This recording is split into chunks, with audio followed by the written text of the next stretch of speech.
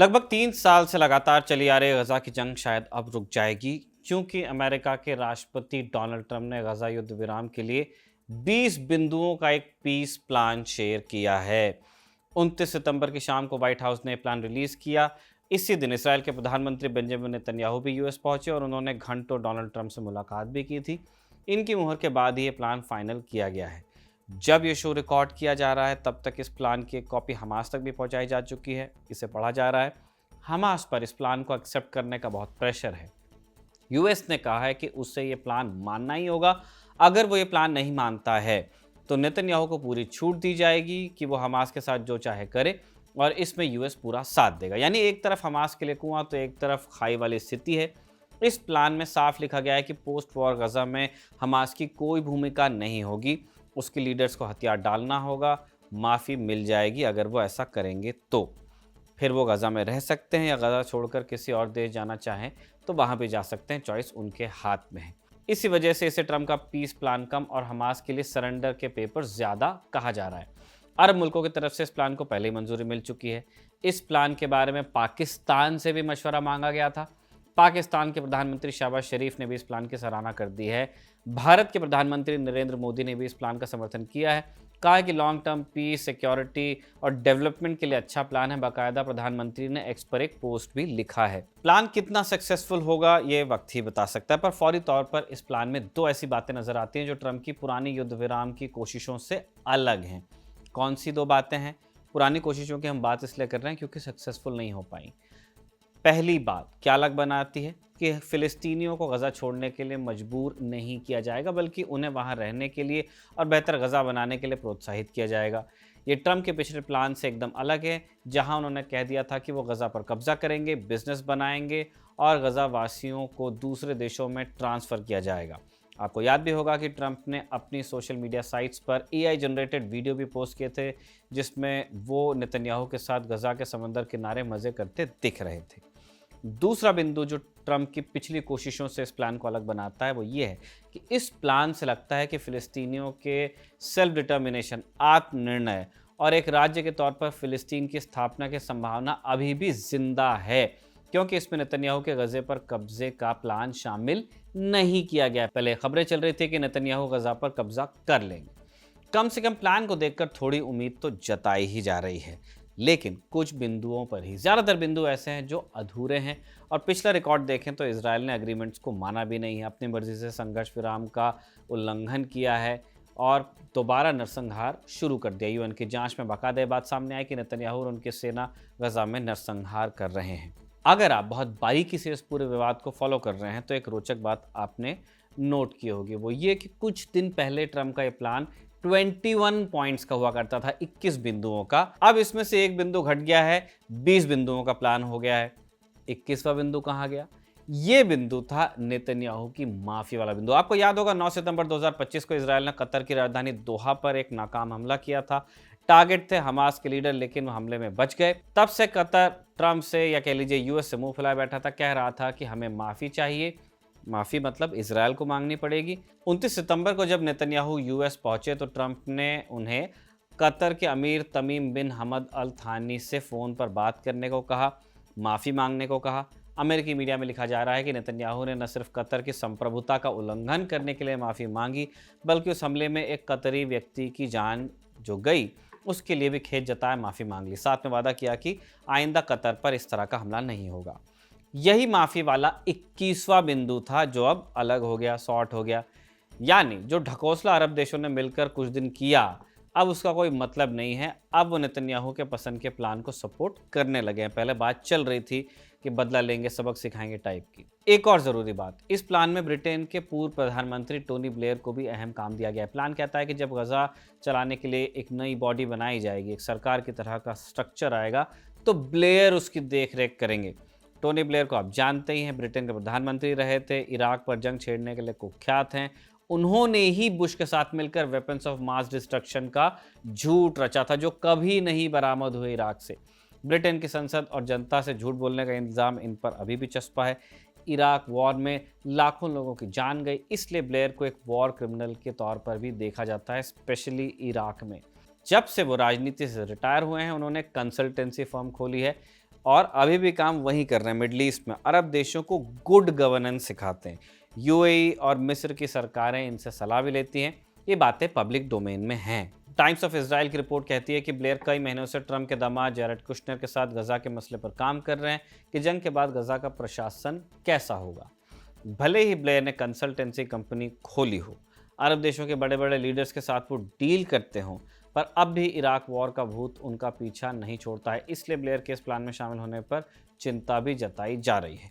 तो आज के शो में इन्हीं सब बातों पर विस्तार से हम चर्चा करेंगे, समझेंगे कि ट्रंप का 20 सूत्रीय प्लान क्या है और इसका कितना असर जमीन पर पड़ने वाला है। नमस्कार, स्वीकार कीजिए निखिल का, आप खबर गांव का डेली इंटरनेशनल बुलेटिन राजदूत देख रहे हैं।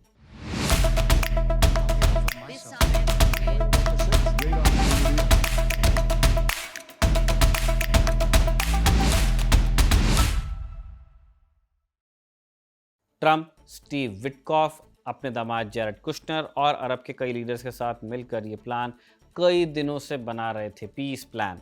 इजरायली नेता इसमें शुरू से ही शामिल थे। फिर इसी महीने जब यूएनजीए का 80वां सेशन हुआ न्यूयॉर्क में, तो दुनिया के बड़े बड़े लीडर्स इसमें शामिल होने के लिए न्यूयॉर्क आए ही।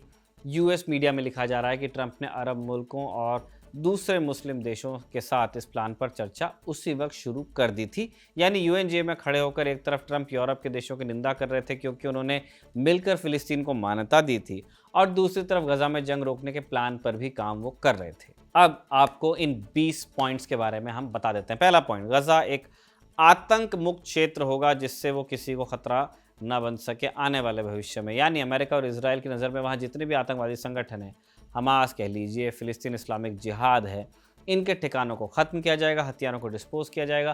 ट्रंप का क्लेम क्या है? हमास हथियारों का प्रोडक्शन करता है। आप जानते ही हैं कि हमास हथियारों का निर्माण भी करता है, उसका प्रोडक्शन भी वो करते हैं। ये कैपेबिलिटी भी ख़त्म की जाएगी। दूसरा बिंदु, गजा को रीडेवलप करने की बात इसमें लिखी गई है। रीडेवलपमेंट इसलिए ताकि वहाँ के स्थानीय लोगों को फ़ायदा पहुँचे, बहुत डिस्ट्रक्शन हुआ है।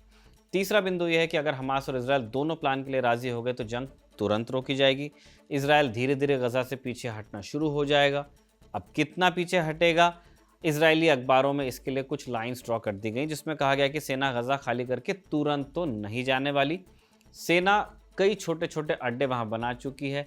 गजा के 75% इलाके पर इजराइल की सेना का कब्जा है। इसलिए इस बात पर भी स्पष्टता की अभी कमी है कि सेना पूरी तरह कब जाएगी। जैसे ही जंग रोकी जाएगी, हमास हॉस्टेजेस को रिहा करने का काम शुरू करेगा। ये दोनों पार्टीज को करना है वैसे।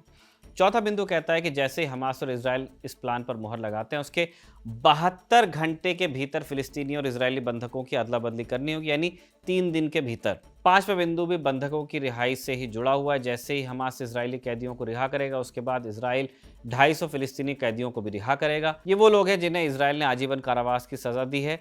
इसके अलावा 1700 गजा के ऐसे लोगों को भी इजराइल रिहा करेगा जिन्हें उसने अक्टूबर 2023 के आतंकवादी हमले के बाद जेल में डाला था। इस हमले में हमास ने लगभग 1300 इजरायली नागरिकों का कुछ ही घंटों के भीतर कत्ल कर दिया था।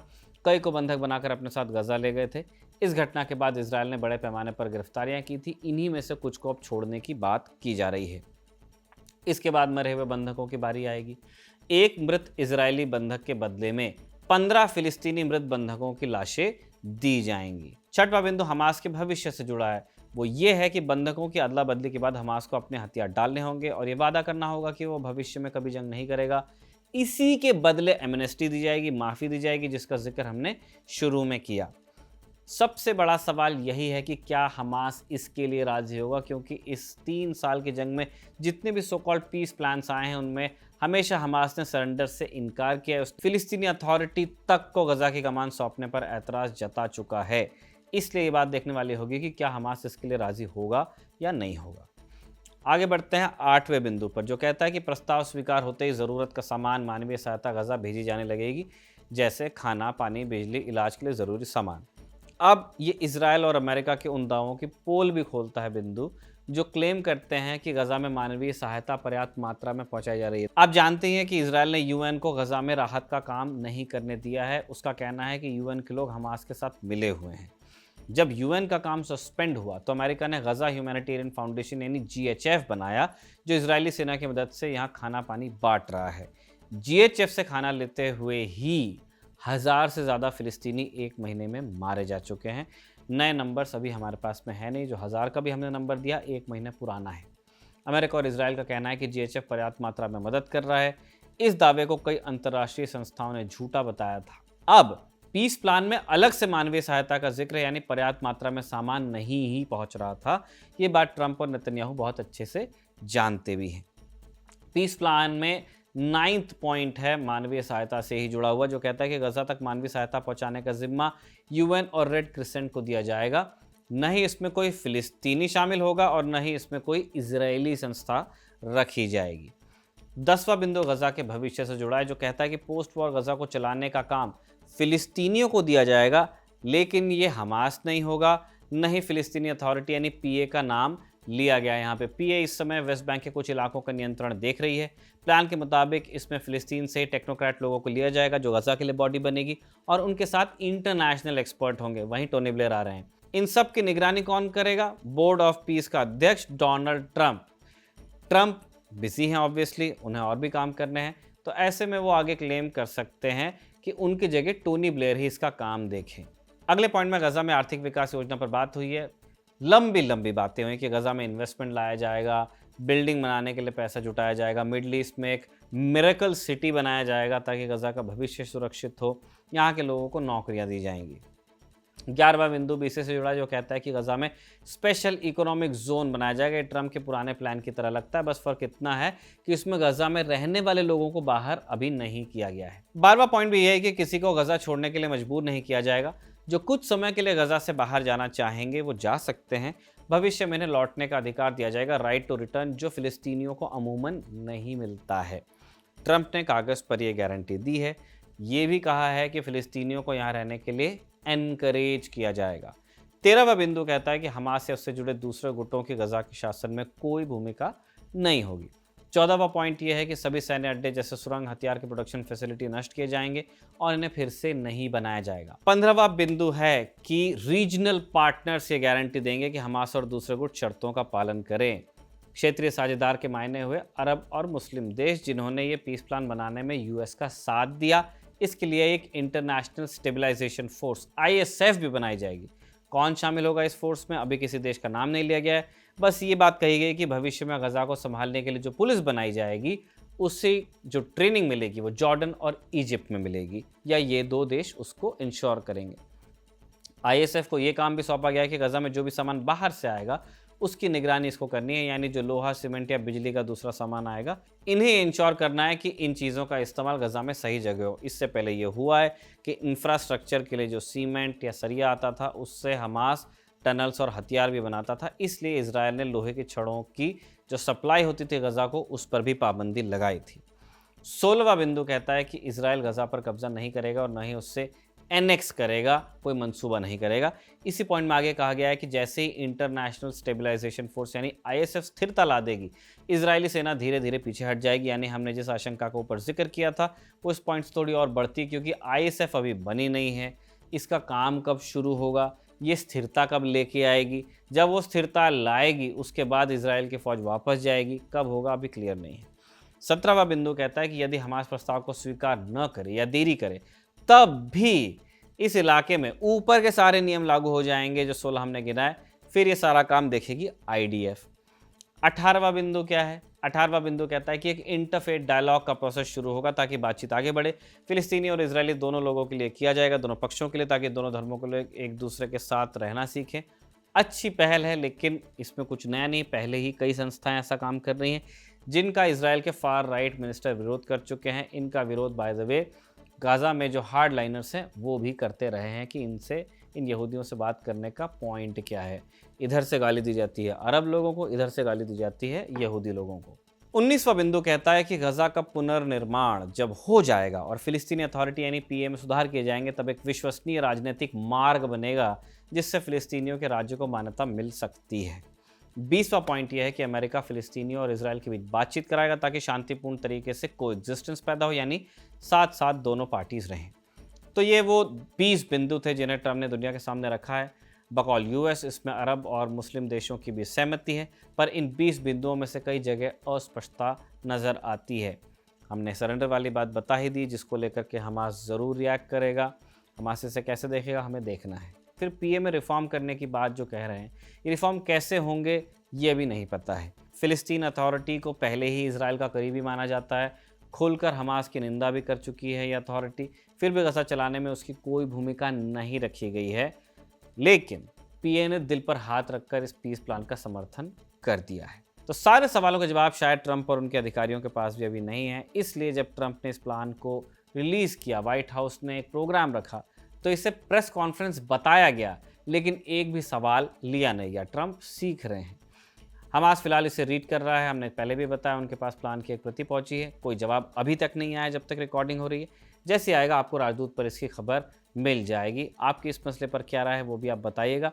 चलते चलते आपको पाकिस्तान से एक अपडेट दे देते हैं। पाकिस्तान के क्वेटा शहर में आत्मघाती हमला हुआ है जिसमें 10 लोगों की मौत हुई है और 30 से ज़्यादा लोग घायल हुए हैं। ये हमला सेना के एक मुख्यालय के करीब हुआ है। बलूचिस्तान के सीएम मीर सरफराज बुख्ती, पाकिस्तान के राष्ट्रपति आसिफ अली जरदारी, इन्होंने बयान जारी कर हमले की निंदा की है। हमला किसने किया इस बारे में कोई जानकारी तक नहीं आई, पर शक की सुई बलोच लिबरेशन आर्मी की तरफ ही गई है। इसी के साथ आज का राजदूत कंक्लूड होता है। इसे साजिद ने लिखा और अभिषेक ने रिकॉर्ड किया। आप देखते रहिए खबरगांव।